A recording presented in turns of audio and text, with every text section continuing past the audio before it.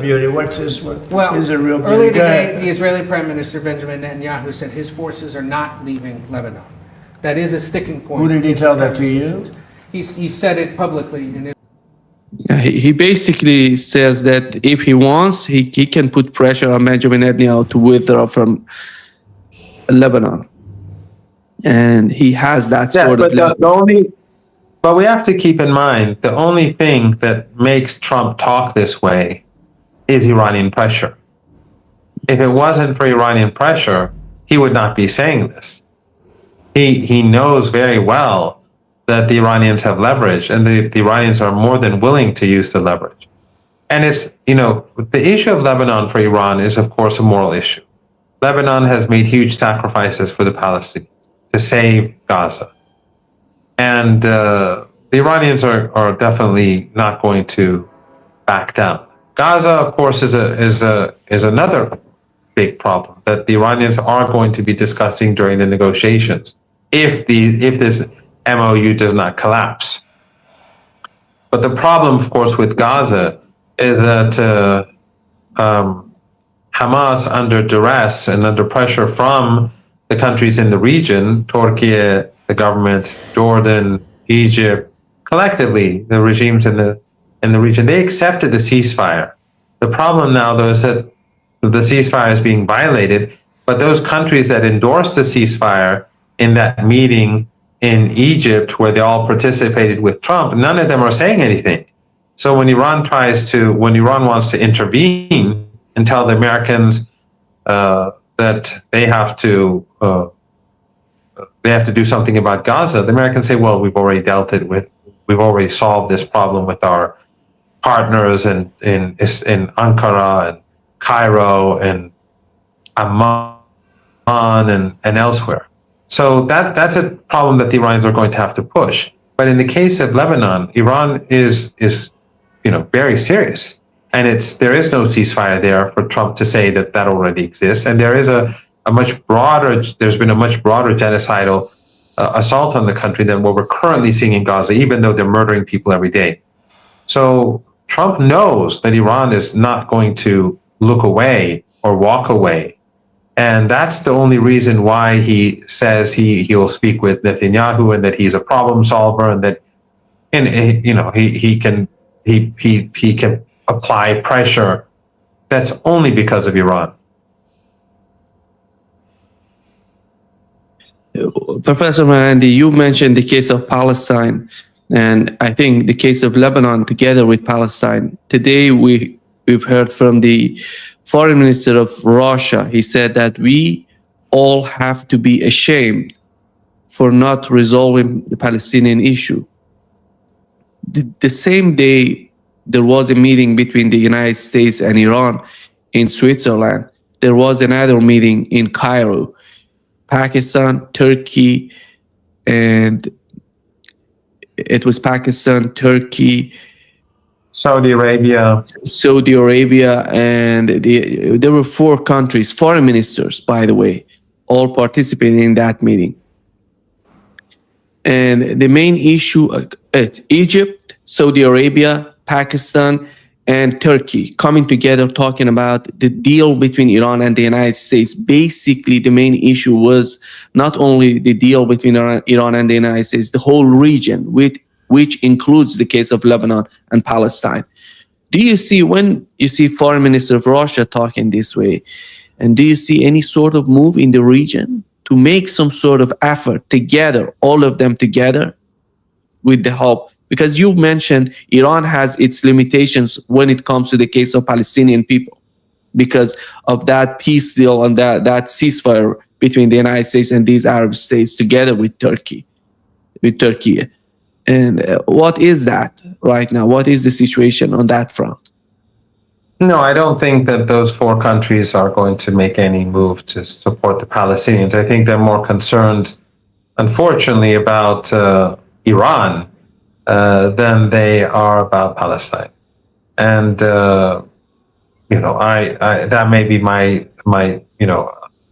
some may disagree with me, and I hope I'm wrong, but this meeting was not convened in order to save Lebanon or to save Gaza. It was convened in response to the events in the Persian Gulf and the fact that the United States lost the war against Iran. So I don't think that these four countries will be able to work together that well, by the way, and there are many reasons for that. Two of them are very facing the very bad economic situation, a very bad economic situation. Saudi Arabia has its own problems, and Turkey has its own problems too. The world today is very different from last year or 2 years ago. The things are changing, but this meeting had nothing to do with Gaza or Lebanon. It's basically to think about what's going to happen now that the balance of power has tilted away from the United States and towards the axis of resistance. That doesn't mean that the United States has collapsed and that the Israeli regime is falling apart, but there has been a shift in the balance of power. And I think that is what is of concern to these four countries or these four states. One of the hopes for many people is that the new leverage that Iran has gained through the Strait of Hormuz in terms of getting maybe getting closer to GCC countries, that may bring sort of mutual understanding when it comes to the acts of resistance, when it comes to the case of Palestine. And today, again, Lavrov, when it comes to the Palestine, he said we should not forget what is happening on the West Bank, where no effort is spared to make sure no Palestinian state is ever established there. And do you think that the new reality of the region in the aftermath, or we are not in the aftermath of the war, but we are having the process of putting an end to the war. But as time goes by, do you think the sort of relationship that would arise because of the war, because of the reality of what has happened so far, would bring some sort of help to Palestinian people? Well, I'm not sure that we're even nearing the end of the war. We could be moving towards another round of fighting. Everything is possible, even though I know it's very difficult for the United States to wage another war, and it would be catastrophic for the United States to do so. But the Israeli regime is pushing for this. And so we shouldn't really put too much confidence into the notion that this is over.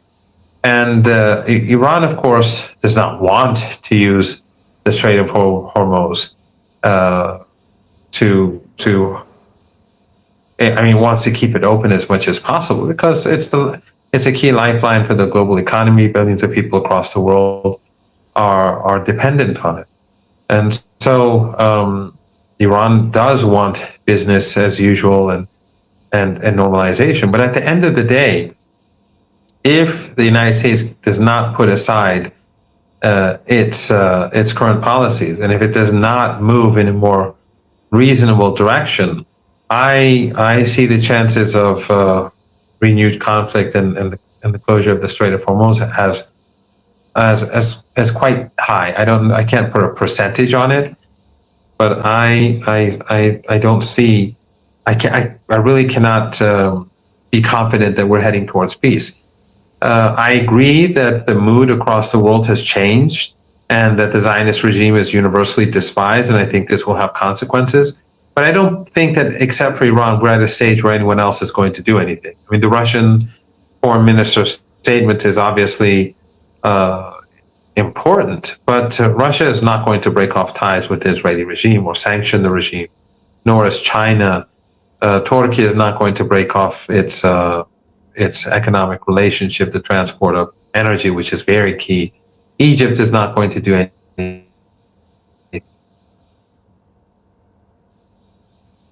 Leader Jolani is, trying to stay out of this. He's not even talking about regaining the key territories that, thanks to him, were lost to the Israelis after the fall of the Syrian government. So I don't see any real defense for the Palestinians except for the axis of resistance, unfortunately.